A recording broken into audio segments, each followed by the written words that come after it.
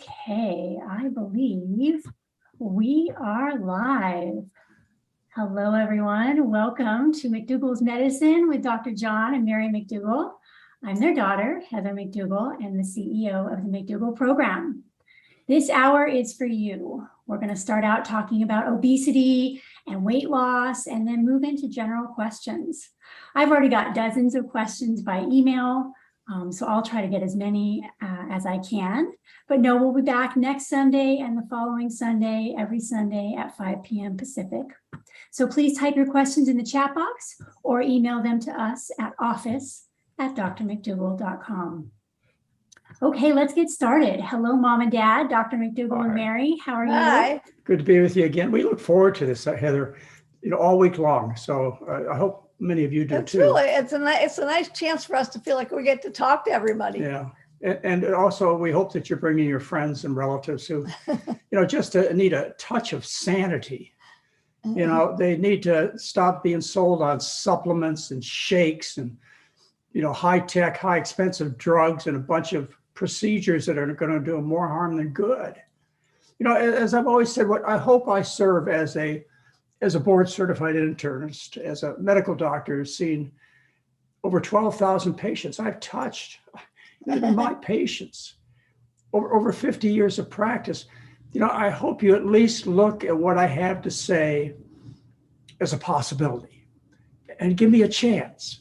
And, take and review what I have to say. I've written it, I put it in videos, they're on YouTube.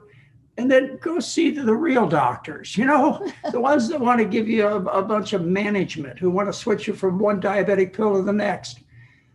You really deserve a challenging second opinion. Oh, I was just going to say that. You like That's that, what Nate? you've always done is giving them another opinion. And at least they could do is listen to you. Well, the book I wrote that I think is, it's been claimed to be the best book that I've written is McDougall's Medicine, A Challenging Second Opinion. And I've carried that title forever, and I'm out here to challenge. And by the way, you're welcome to bring your favorite dietitian, your favorite doctor, or your favorite in-law to the show on Friday night. We'll give them precedent as far as. You mean Sunday night? Sunday night. As far as thanks, Ray. As far as challenges go, I'd like to hear what other people have to say. Stop ignoring me. In other words. All right, we're going to talk about.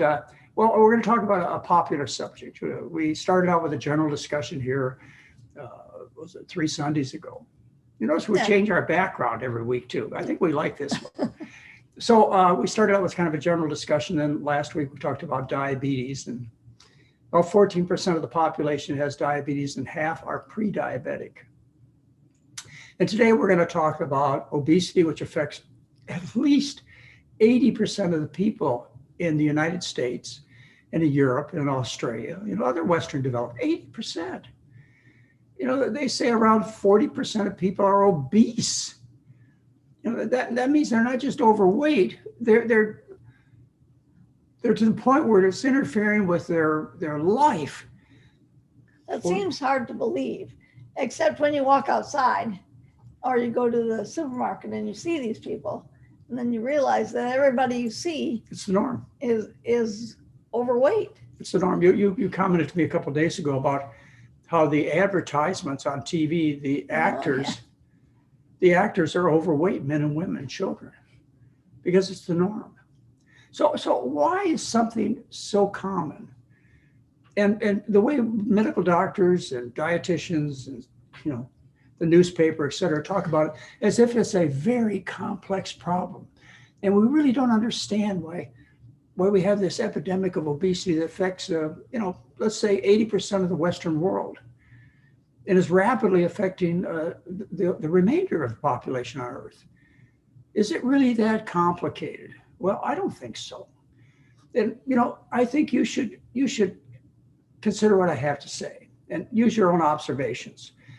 You don't have to believe what Mary and I are talking about here. What you need to do is open your eyes. Okay? Well, you don't really get that upset if people don't listen to you. You just get upset if they don't give you a chance to tell you what they can do instead. Well, Well, maybe that's not exactly. No, I true. tell you, I think what you wanted to say, Mary, is I don't care if you ignore me or take another point of view, but at least consider what I have to say. Yeah, that's what I meant. Yeah, I know you just. Give you a chance to at least get your opinion out there. Well, it's not the norm. There was a time, you can probably see it in historical movies and documentaries, where pretty much everybody was thin. And still there are populations on planet Earth where people are thin. And they have a common characteristic in their diet. But you also are told that the reason you're obese it's your fault. I love that. It's your fault. You're obese because your stomach is too big for your body. Or it didn't start out that way, but you stretched it out. You're obese because you didn't exercise. That's one of the reasons you're obese. I know you got bad genes. Yeah, you got bad genes. That's why. Large bones. I've heard that. Well, the thing is that people are blamed for being overweight, and in their occasional successes of becoming trim, and it only lasts a short period of time. They go back to what they believe is norm. You're not defective. You have the right size stomach. You don't overeat. You don't have genetic problems. They just don't know what to eat. Exercise is a nice addition to what you're supposed to do, but it's not this problem or the solution. You look at other animals in the animal kingdom. You see that there are no overweight elephants, or tigers, or camels.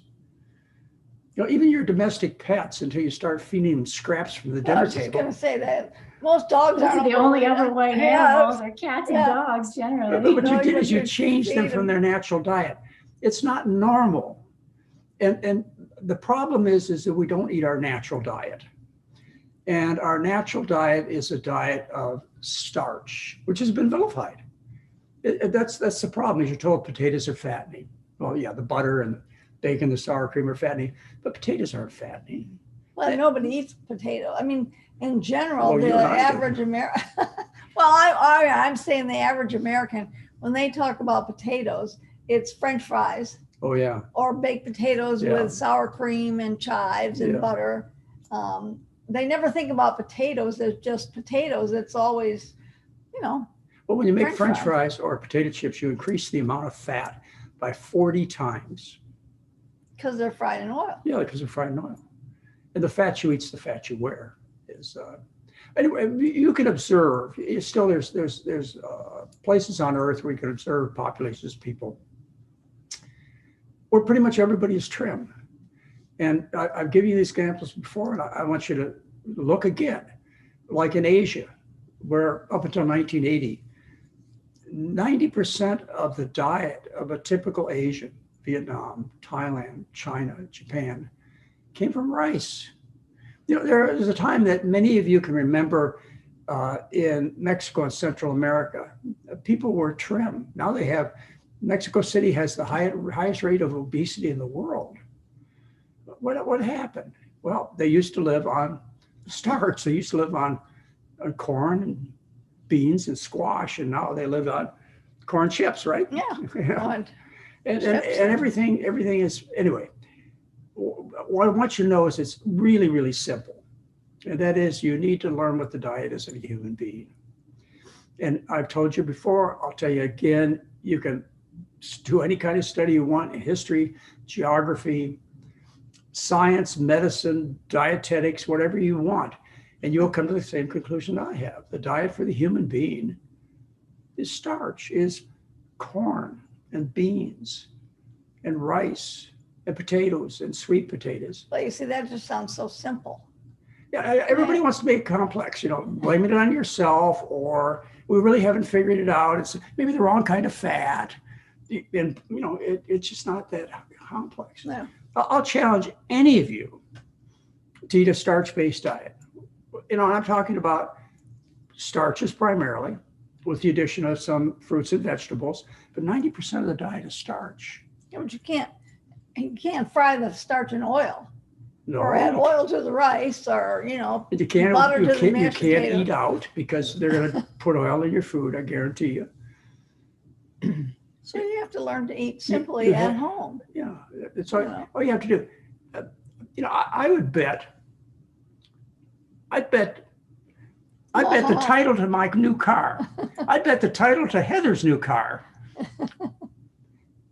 That what I'm saying is true. She's got a nice car. Anyway, I bet the title to Heather's car that you cannot follow a starch-based diet. I mean, we got to be honest now. You know, and unfortunately, You have to be a little more direct than just starch-based. Yes, it can be starch-based, but it also has to be 90% starch. Yeah, but no oil added. Yeah, no fat, no animals and no oil. Yeah. Yeah. Okay. Hey, you got a car that you'd like to put the title up for?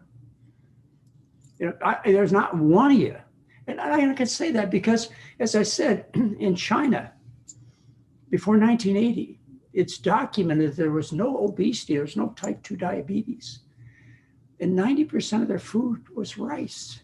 Yeah, but you know what happens is we hear this all the time from people that come through the program, and they say, "Well, I've been doing the diet. I've been doing exactly what I'm supposed to do. I eat starch and I eat some vegetables with it and I eat some fruit and I don't do anything else, and I'm still not losing weight." And then they come to our 12-day program and they learned from us and from our support specialists, and they listen to all the lectures and they say, "Oh, there's something I wasn't quite getting right." Isn't that true, Heather? Oh, yeah. That You know, happens. another thing I hear quite a bit is the plateau. So, you know, I adopted a starch-based diet. I was eating 90% starch. I did so great. The first 100 pounds came off great. Yeah. But now I'm stuck.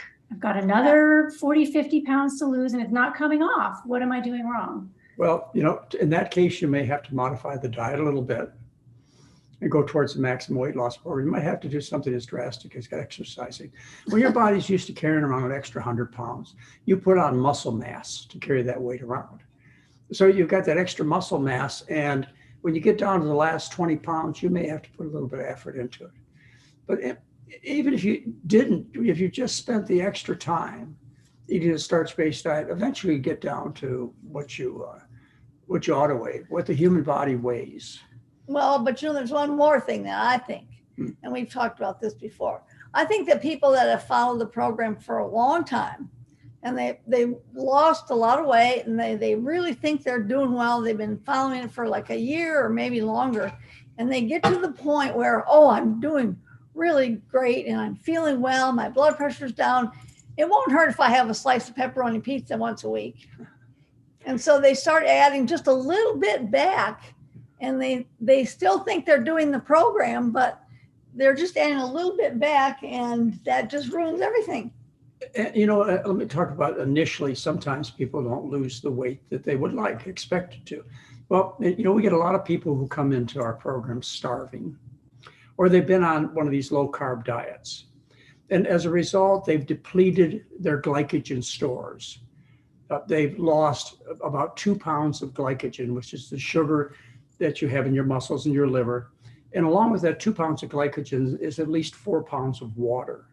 So you come in a deprived state of glycogen, stored sugar, and water, and you're down 6, 8 pounds.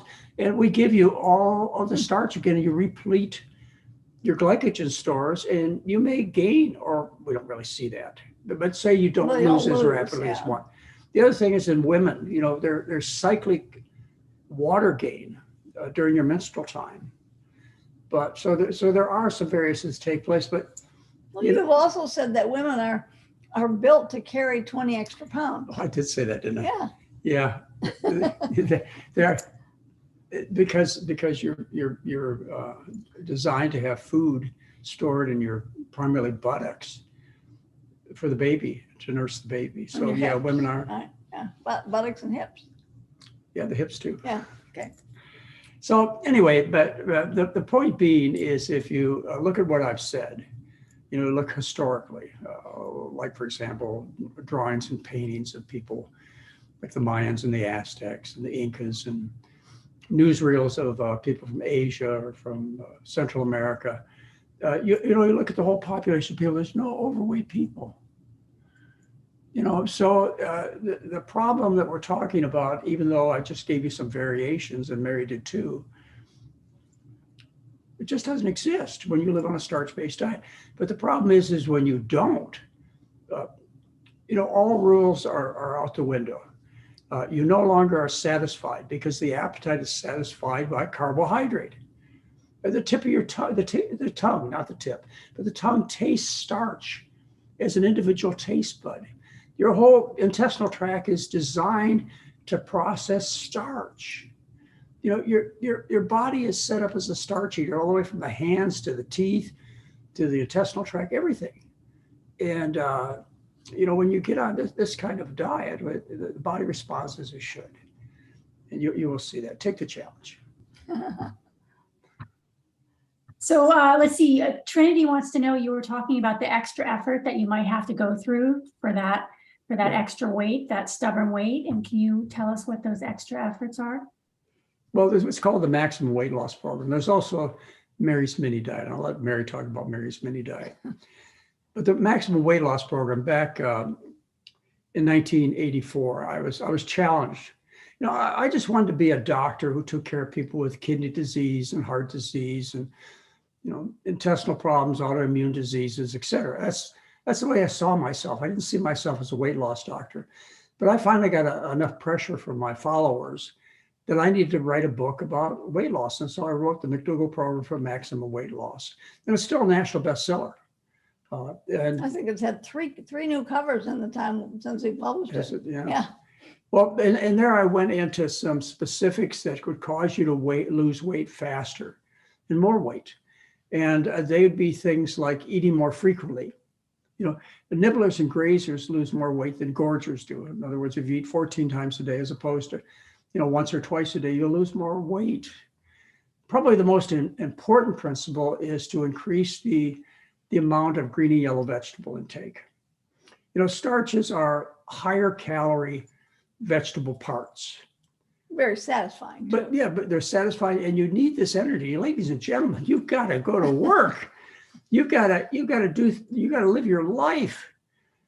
But what we do with the Maximum Weight Loss Program is we add more green and yellow vegetables, which are very low in calories.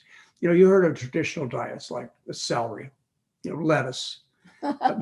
People out there pushing kale and broccoli. Oh, I remember our cabbage soup diet. Yeah. When I was in high school, that's all you could eat was just cabbage soup. Well, as far as cabbages go, I have to eat between 11 and 22 pounds of cabbage to meet my calorie needs a day. So what we do is we fill up the stomach. It's mechanical filling. That's about all you get. Mechanical filling by increasing the green and yellow vegetable intake from 10% to say 25%. And if you really want to push it, you increase it to 50%. Half starch, half green and yellow vegetable intake. But if you push it any further than that, you're not going to stick with the program. Well, if you did that, though, wouldn't you get hungry faster? Yeah, you get hungry faster. So you'd have to eat more meals. That'd be okay. Remember, I told you, I the know, more frequent you eat. Just pointing that out.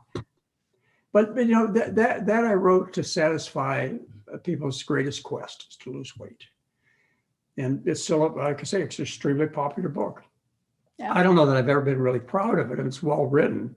It put down the facts of being overweight and how to solve your weight problems very clearly that should have never had to be changed.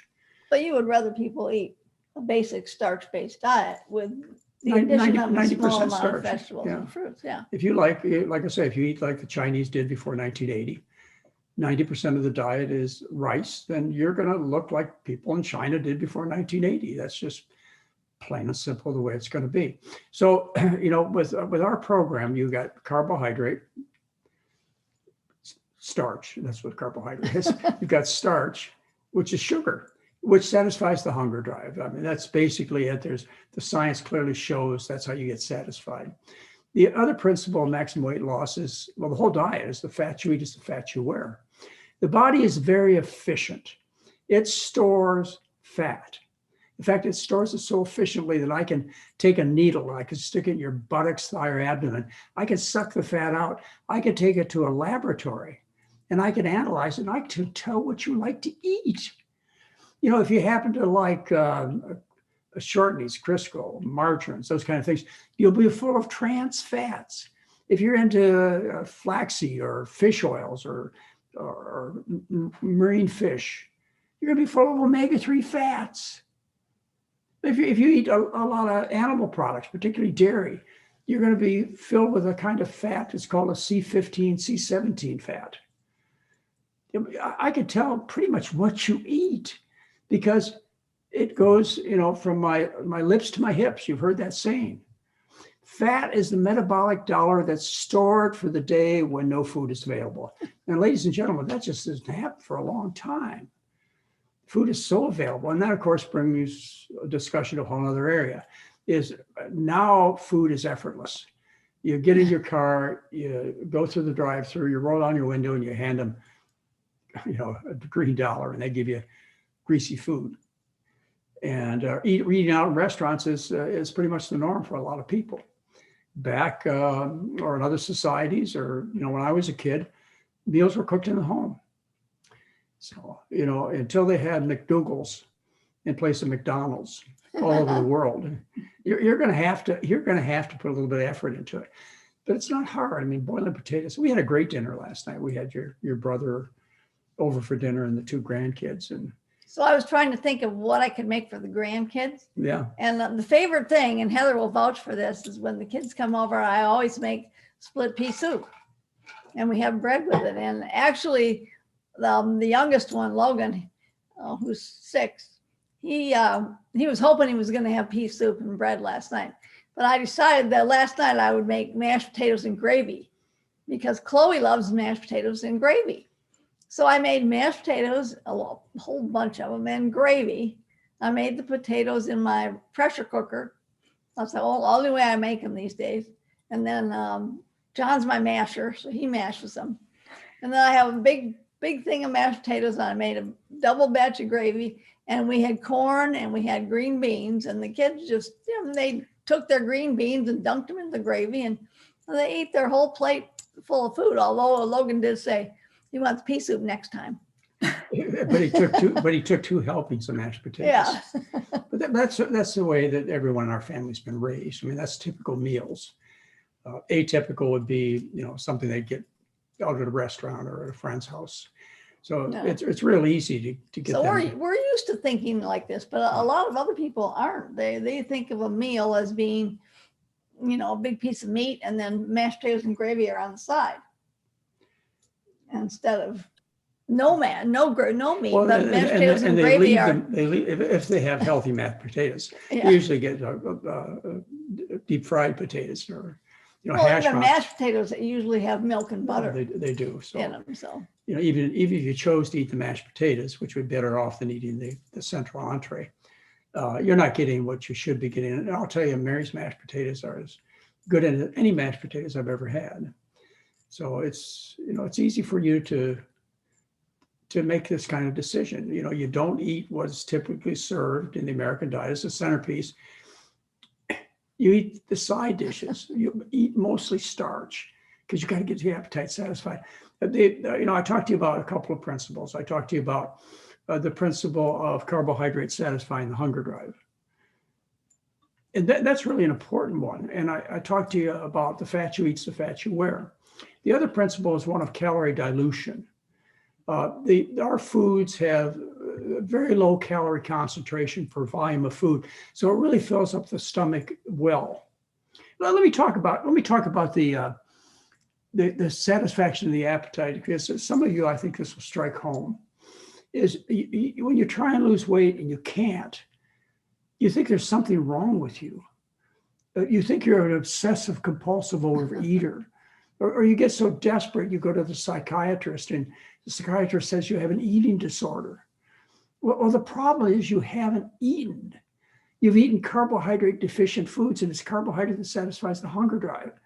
So, I remember when I was much younger and eating the Western diet, I'd eat plates of dairy products and pork chops and, oily foods and so on. And I'm a big eater. and I eat one large plate of food and I was still very hungry. So I'd get a second plate of food And even after the second plate of food, even though I noticed the fullness, I was still ravenously hungry. And I went and got a third plate of food. And I finally got my signals. It was time to stop eating. I was now overstuffed and in pain, but I was still hungry. If I'd have had room, I'd have stuffed another pork chop in there. See, well, my theory is that this is why people love to have desserts after their meal, because they eat a carbohydrate deficient meal and then their dessert is filled with carbohydrates. And so they think, oh, I have to have that cake or that brownie or whatever, because, or even ice cream. Calorie bomb. It's a filled with carbohydrates, and that's what they're missing when they eat the food. You think that the cake and the ice cream and so on is a drug. It's because you spent the whole meal forking through carbohydrate deficient foods, and the body's still craving. And all of a sudden it appears in a concentrated form. You go, oh, this is unbelievable. How wonderful. It's like swimming the whole length of a swimming pool underwater. That first breath just is so satisfying, so enjoyable once you surface.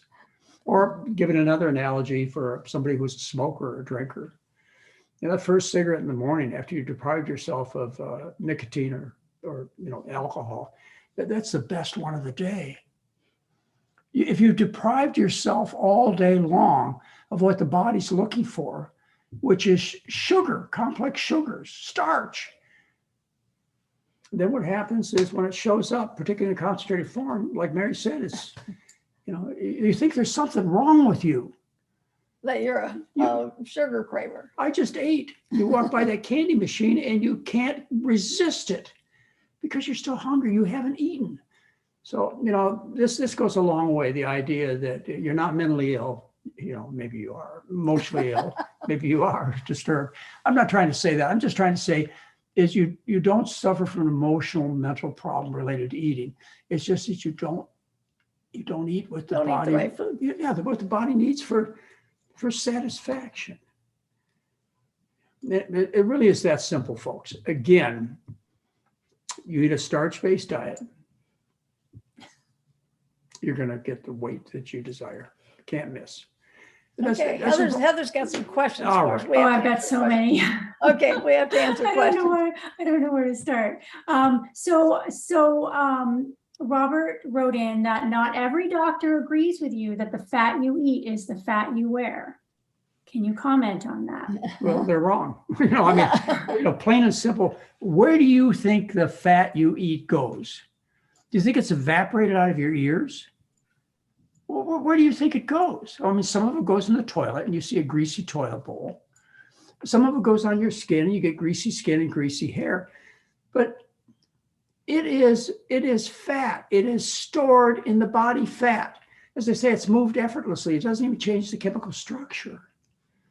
So the idea that fat doesn't make you fatter, there's some kind of good fats that you could eat without any concern at all, is just complete nonsense. The science does not support that.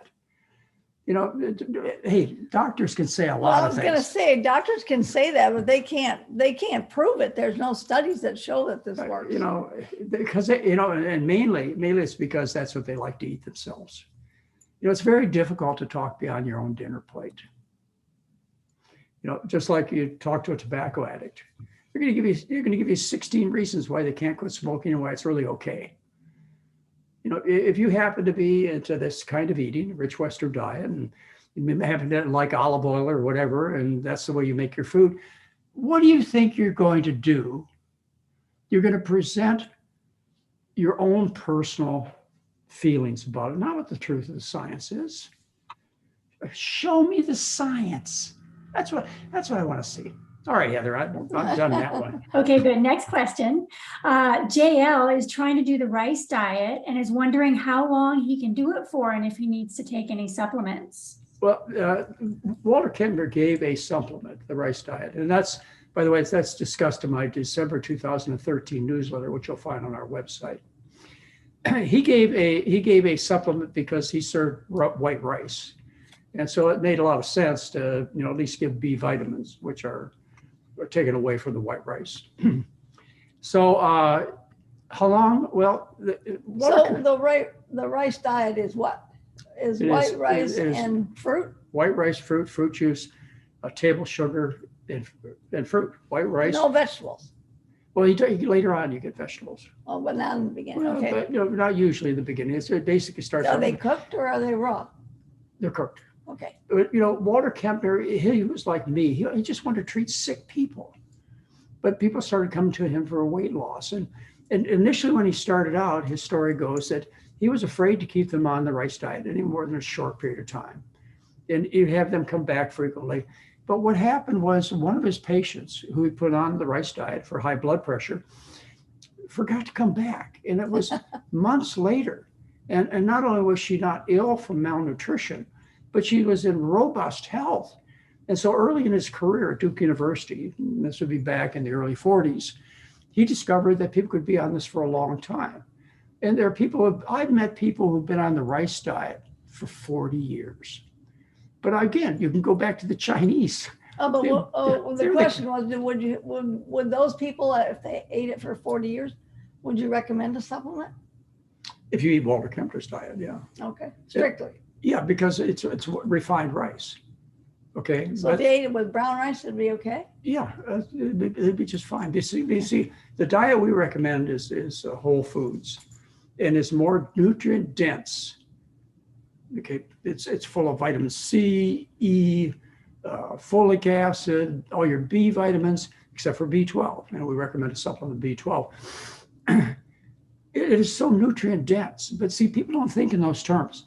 They think it's nutrient deficient because they believe the most important nutrients are protein and calcium. But there's no such thing as protein or calcium deficiency. Nobody's ever seen it. You've not seen it. It's never reported in the history or the scientific literature. Yet we're all focused on getting enough protein and calcium, aren't you? That's because we hear about it. Isn't it the advertisement? Why do you think you hear about that? So in answer to your question, Mary, is you don't have to take a supplement. In fact, I'd recommend against taking a supplement. Okay. Supplements are harmful, except, as I say, we recommend B12, which is a whole different story. And you'll hear that story if you want. It's on YouTube. I gave a lecture on vitamin supplements recently that's up there, and B12. Discusses it thoroughly. Okay. You need to eat enough food to satisfy your appetite. If you starve, you become nutrient deficient. If you only have a cup of rice a day, then you're going to be deficient in protein, calcium, vitamins, zinc. Well, you'd have to eat enough rice to satisfy your calorie needs. Yeah, you have to. Yeah, that's what be satisfy your appetite. If you satisfy your calorie needs, hey, nature is kind. The system was designed. Otherwise, human beings would not be here. If we had to have a dietitian follow us around and tell us how to mix and match our food, what did people do with that before supplements were invented?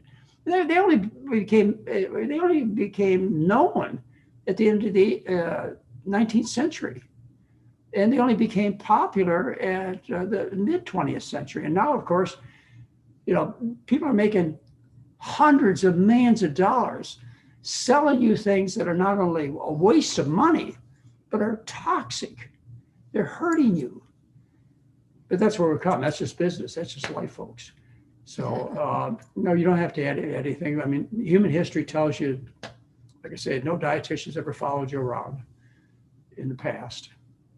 Somehow and we don't want you to weigh or measure your food. We want you to eat when you're hungry and until you're comfortably full. Yeah. People always ask, how much should I be eating? It's like, that depends on the person. Everybody's different. And when you're hungry, then you eat again. How much water should you be drinking every day? How many breaths should you be taking a minute?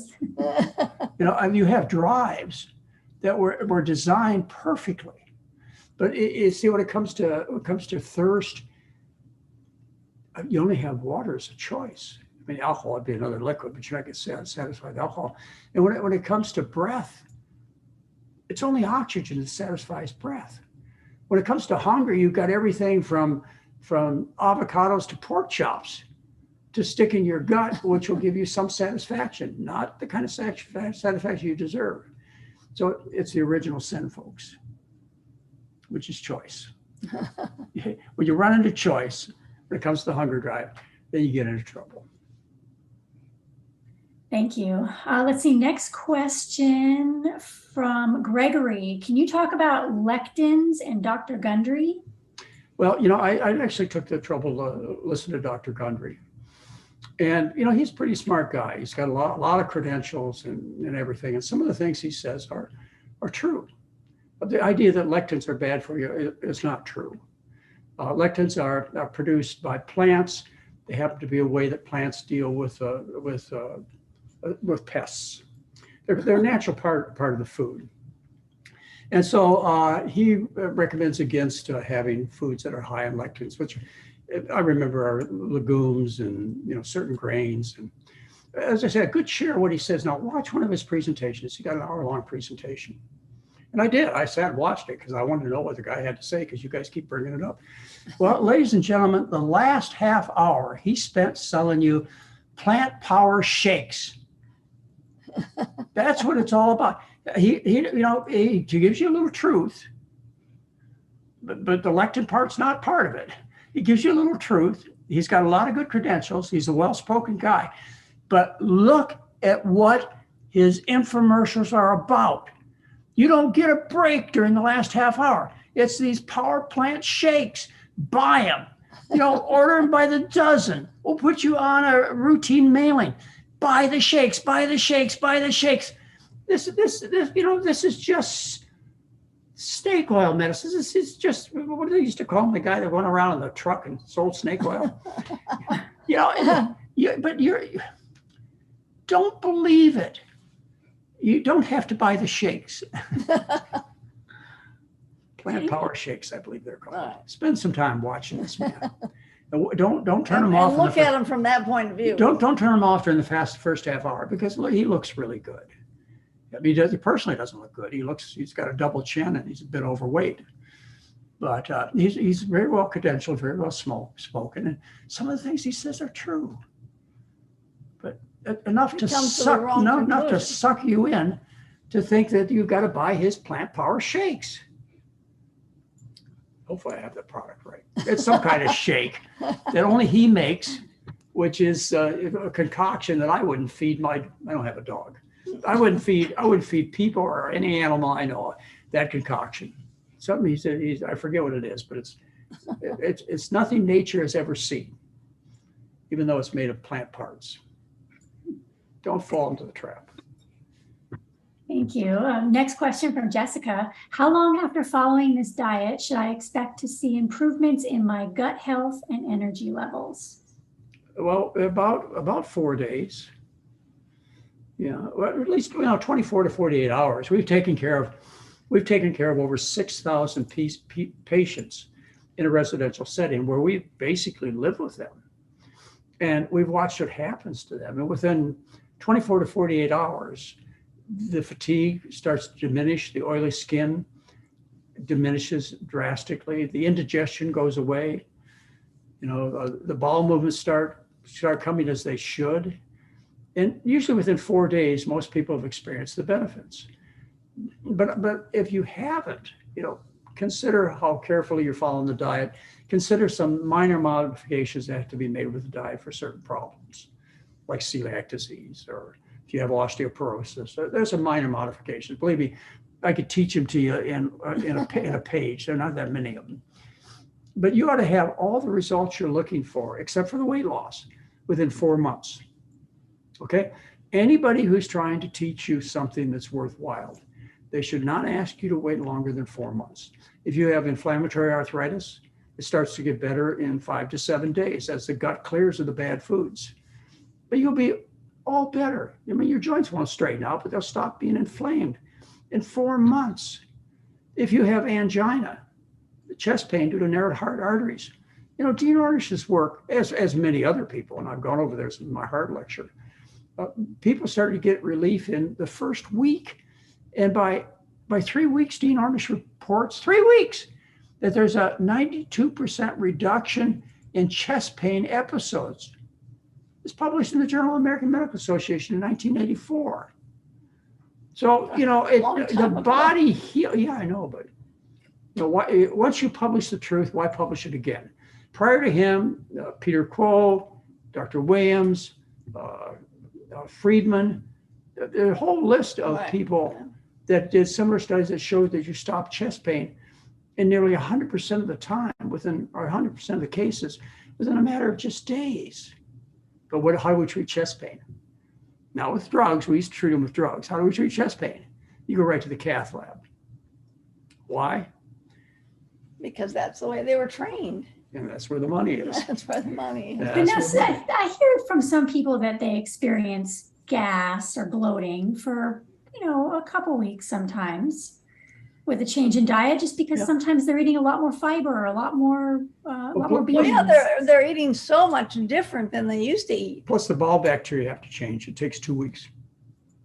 Usually within 2 weeks. Plus beans, peas, and lentils give you gas. There's a couple of sugars in them that your gut does not digest. And back when you used to eat hot dogs and beans, you got gas, stinky gas from the hot dogs. But yeah, so yeah, it does take a couple of weeks for that to happen. Now, I want to tell you one thing that doesn't happen in 4 months for a few of you, and that is at a rate of weight loss of, say, 8 to 16 pounds a month. Eat as much as you want, fully satisfying your appetite, but following the program strictly. At that rate, some of you have a year's worth of weight to lose. Okay. As far as people getting down to the last 10 or 20 pounds, yeah, okay. It gets a little Some harder of that than is extra skin, some of it's extra muscle you put around, but eventually But they could just get out and walk they could give some exercise. and take a little longer. Yeah, but- yes, folks, the first 200 pounds is the hardest. I said, like we went and took your sons last week down to Oregon State University, and when we were driving back, where there was was the Target store? Yeah. Okay, and we recall when we took your oldest son down to Oregon State University, which is where he's going to go to school. We stopped in the Target store, and I had a mask on because it was COVID. She came up to me, she says, "Dr. McDougall, I just wanted to thank you." And I looked at her, and she was, probably 100 pounds overweight. And she says, and then we started talking a little bit, and I thought, well, here's another one that, likes me, but somehow or another didn't get the results. She finally told me, she says, "I've lost 100 pounds already." That's the kind of experiences that Mary and I get quite often. We're pretty well recognized when we go out. Even with the mask on. Even with a mask on, yeah. So, it takes you that rate, say 10 pounds a month, that's 120 pounds a year. Okay, some people out there, and we know them, Heather, we see them all the time. There's our Star McDougall list is just loaded with people who started at 200, 250 pounds, 150 pounds overweight. And they just stuck with it. Yeah, they just kept with But it. why not? You're eating foods you love. You're fully satisfying your appetite. Your bowels are working good. You're off your blood pressure pills, your diabetic pills. The chest pain's gone away. The arthritis is gone. Why would you not continue it? Self-destruct? That may be. People are quite self-destructive, but I can't help that. We have a psychologist that works with us that takes care of that, Doug Lyle. So when you come to the program, we are a full service program. We'll make sure that you get every aspect of your health and mental, emotional, and physical taken care of. Yeah, full service program. Got a great doctor or two, and the best dietitian in the world, and the best psychologist in the world, and the best exercise specialist in the world. And we got Heather leading us all. So. We've got a great team. Okay, let's see. Next question from Kim. What are your thoughts on a glass of wine each night? Well, I have, I was, up until recently, I've never been a teetotaler, just to be self-confession, but I haven't drank in years. But I think if you want to drink for social reasons or the taste or just kind of relax, and that's all it is, it's okay. So it would depend on how big the glass was. Yeah. Thanks, Mary. But there are 1 out of 10 people, they can't do that. And they hear Dr. McDougall or some other doctor say it's okay to drink wine, good for your heart or whatever. I don't think it is, but they say, "Oh, I got permission," and they go out and they have that wine to drink, They get in a car accident and they kill a whole family of people, or they go home and they beat the wife and kids. Excuse me, it's not professional to recommend alcohol as a health professional. I don't do it. I shouldn't. You shouldn't take that kind of advice, even though I know you like to hear it. People love to hear good news about their bad habits. You know, if you're pretty sure, I think people who have an alcohol problem really know, if they would be honest with themselves. You stop and think about it. You know, if you're drinking daily, you got a problem. So anyway, I don't need to go into that any further. I worked, I'll just tell you a little side story. I worked for 16 years at St. Helena Hospital in the Napa Valley. Napa Valley is known for wine. And we had a lot of people from the wine industry who supported the hospital financially. And they gave, do you remember the name of the winery, Mary? Mondavi. Mondavi, yeah. Okay, we gave a fundraising talk, and they asked me to speak. And I didn't say anything about alcohol. But in the crowd was... Well, because you thought that as Seventh-day Adventist Hospital wouldn't want you to say anything about alcohol. Right, because that's one of their no-nos is alcohol. Yeah. And even at that time, I was probably, having an occasional drink myself. But anyway, I didn't say anything, but finally, one of the Mondavi children, he stood up and he says, what do you think about drinking? And I told him the same thing I just told you. You know, if you are not an alcoholic, it's okay, but no professional should be recommending it. He got mad at me. The president of the hospital came up and said to me, do you know who you just talked to? Do you know how much money they give our hospital, St. Helena Hospital? Yeah, it wasn't I offended them because of their Seventh-day Adventist religion. I offended their bank account. Anyway, I was never invited again to talk to that group. Well, I like it when you say, people ask about all these things, alcohol or coffee or, organic, GMO, and you say that, the animal products and the free oils, those are the most important things to give up. The other stuff can be important too, but you've got to get to the most important stuff first before you work on the other stuff. Right, yeah, the food is it. And I want to add here to what you just said, Heather, this is not an all or nothing approach. But the problem is it's too hard to do moderation. If you have that pepperoni pizza in the refrigerator or that cheesecake in the, on the shelf, you're not going to be able to resist it. That's human nature. So I think commitment is really important if you want to get your health back.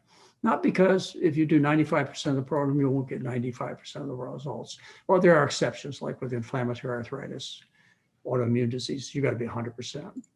But for a lot of things like weight loss, chest pain, heart disease, kidney problems, et cetera, you could do the program partially, but you can't. It's your nature to, it's too tempting. So, you got to be real serious if you want to make a real serious change in your life.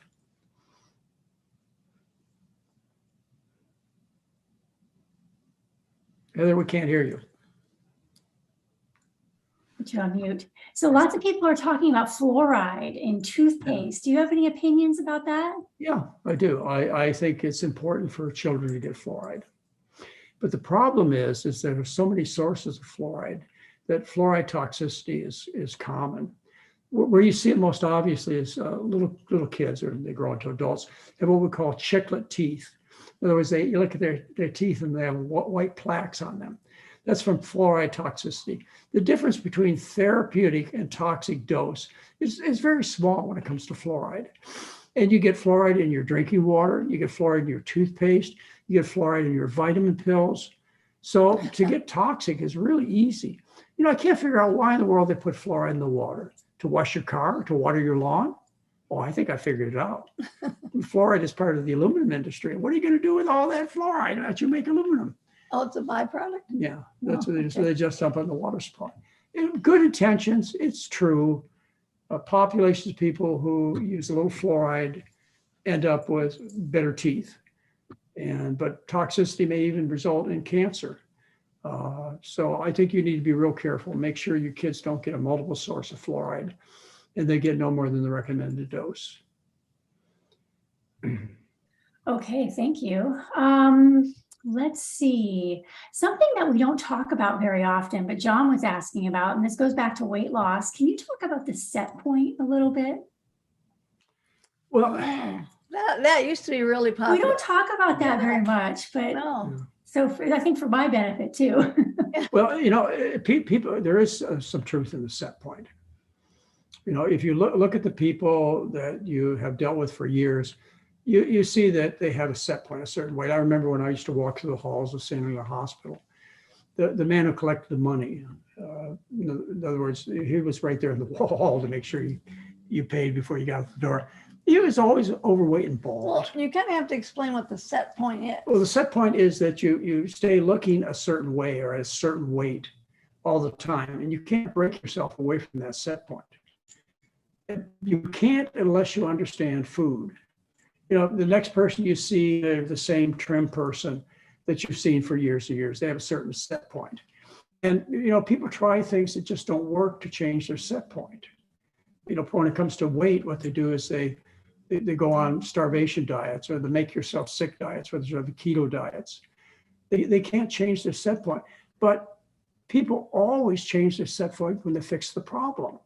Just like I told you, if you switch to a starch-based diet, you're going to lose the weight. You're going to have a brand new set point as long as you stay in that environment. So the set point is based upon your environment. The body adapts to whatever you give it. And when it comes to food, it adapts to a high-fat, high-calorie diet, and you become fat. And you want to change that, you change the fuel, and then you change the set point. Okay, thank you. Let's see. Well, we've already talked about that. Oh, here's another one, but how about coffee? We touched a little bit on coffee. Is that okay? Well, it's fun. Coffee, in fact, I just did a presentation which people were going to make available to you folks on aging and preserving your mental function late in years. And this is a series that that Heather and I are putting out and probably be available within the next month. And we'll make you aware of it. And one of the slides in this presentation, when it talks about mental acuity, talks about coffee. Well, coffee has some adverse effects. It makes you jittery, and every good coffee drinker knows where every bathroom is in town because they urinate all the time and they even defecate because of the caffeine. It causes you to have tremors. It does that. Keeps you awake. Especially if you drink too much. Well, that's the thing. Is that, but some people, Mary, even if they have 1 cup of coffee a day, it ruins their night's sleep. Well, no, I've known people who say they have 10 or 12 cups of coffee a day. They seem to do okay. Body's tough. But in this particular slide that I'm presenting in this presentation, it talks about how they did a study on college students. They're great subjects. And after the noontime meal, people get sluggish all the time. And what they did is they fed them 1 cup of coffee, and all of their noontime mental fatigue went away. And they published this. And then there's another article that I cite that shows that coffee drinking improves longevity. That's how it fits in with this lecture. People live longer because they have a reduced risk of heart disease. Well, people like to hear that. They listen very popular. But anyway, the other thing you need to know about coffee is that decaf has almost as many negative characteristics as regular coffee. Decaf causes as much indigestion, acid indigestion. And if you're a coffee drinker, you carry around Tums or some other antacid. I know you do. So decaf causes as much acid indigestion as regular coffee. Regular coffee raises blood pressure. Decaf raises it even higher. A lot of other adverse effects. Some of them I went through with you. Now I'm going to give you a tip that was worth spending an hour with us. There was some confusion about whether or not coffee was unhealthy, particularly when it came to high blood pressure. And great researchers, they were published in our best medical journals. In some studies, they showed that coffee showed no rise in blood pressure, no rise in cholesterol. Coffee also causes a rise in cholesterol. Nicely published research, well done. And then other researchers, just as qualified, showed none of these adverse effects And they couldn't figure out why until they went back to the methods of brewing. When you percolated the coffee, through one of those metal baskets, there's no filtering that goes on. The coffee bean, all the alkaloids, they go into the pot, the coffee pot, the coffee cup. But if you take and you make your coffee with a paper filter, there are a couple of substances that raise blood pressure and cholesterol that are filtered out by the paper filter. See, it was worth it to attend this lecture, wasn't it? So, So use a paper filter.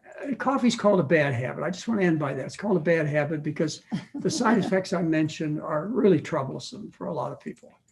And, but then again, it's one of the last legal highs that we have. I enjoy my cup in the morning. I'm sticking with it. Heather, as healthy as you are, this isn't a matter of being perfect. It's a matter of getting control. You want to get out of the medical business.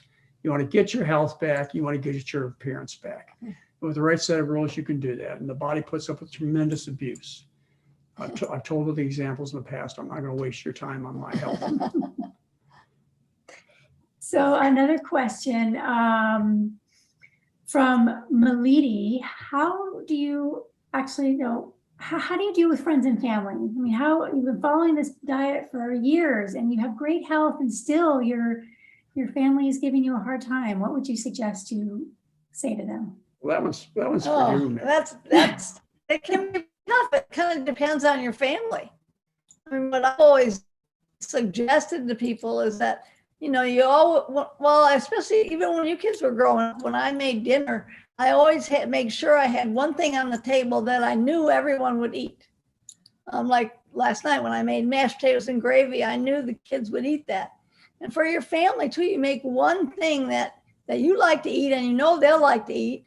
And then they can add other things to it. Like, for example, you can make pasta with a delicious marinara sauce, and then you can put meatballs on the side. Or you can make that's for the unconverted. Yeah. Not our family, but the unconverted. Yeah, right.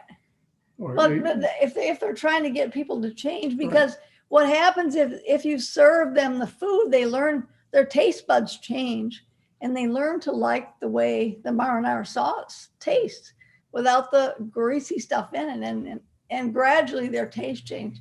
But if you're trying to convince them that what you're doing is the right thing and what they're doing is the wrong thing, you really can't do it. You know that old saying, you can lead a horse to water, but you can't make him drink. You can try and tell them as nicely as you like, but if they're not ready to hear it, it makes it really difficult. So if you eat this way, it really helps if your whole family does the same thing with you, because it makes it a lot easier. A couple other quick examples would be you'd make a Thai meal, lots of rice and vegetables and so on.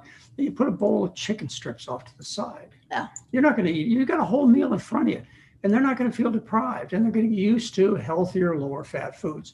Or you can make a bean burrito, Mexican type of dish. You got beans and rice and tortillas, and off to the side, what do they eat? That's not good for you. Cheese. You put real cheese off to the side. Or ground beef or ground fake beef. And then you have your meal in front of you, and you're not all eating all differently. You're not fixing two sets of meals. So we're giving you 3 examples of how you can do this. Well, that's for people that live in your own household. If they're just coming over for one meal, then I'd make sure to have one thing that I could eat. Like when we go to a potluck or something, and I know there's going to be all kinds of food there that we don't like. For example, when we go to the barbecue here at the condominium place, I bring something that I know we can eat, and then I don't have to worry about what everybody else is bringing, because it usually goes first. It goes first. You bring a healthy dish to your church potluck, and it'll go first. So you better make sure there's plenty for an extra dish sitting in the car for you to eat. That's the way you do it. And that's the way you get people interested. They'll come up to you and say, how did you get your health back? How did you lose the weight? And they want to know that. And then you need to show them the other part of the story, which is it's with really, really good food. That's great. That's a great thing to end on. It's been an hour. That went by fast. Oh, that did go by fast. Well, Heather, we don't sell supplements. We don't sell shakes. We don't sell drugs and procedures and surgeries that are doing you more harm than good. What do we sell? Education, information, chance at a healthy life. And also a 12-day program. We're going to change your life with a support staff that'll answer all your questions, answer all your needs. So when's the next program? August 19th. Which is done by internet. It's all online, August 19th. All right. So if you're ready to go again because you've been before, it was worth your while. And we're there with them every day. Yeah, Mary and I are there every day. Yeah. So you're a sports specialist, so is Heather. It's an intensive program, but really enjoyable. And we have the right staff, and miracles happen during these programs. We get 90% of people off their unnecessary medications.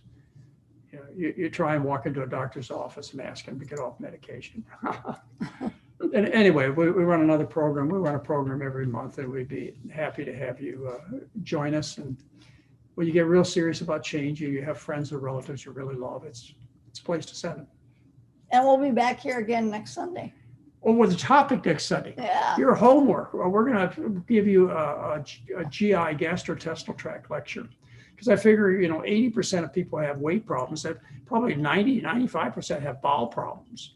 So there's a really good lecture that I give on the gastrointestinal tract that I'd like you to watch. And if you want to buy the book, Dr. McDougall's Digestive Tuna. Digestive Tuna. It was written in 2007. It's still a national bestseller. It's a quick read, and it's really fun. Yeah. So you can get prepared ahead of time, and I'll start out with a little monologue. And talk about the bowels, this mysterious place, shameful place. Great. Well, we look forward to seeing you all next Sunday. Bring your questions. And if you have any until then, please email them to office@drmcdougall.com. Thanks, Mom and Dad, Dr. McDougall and Mary. That was great. See you all next Sunday.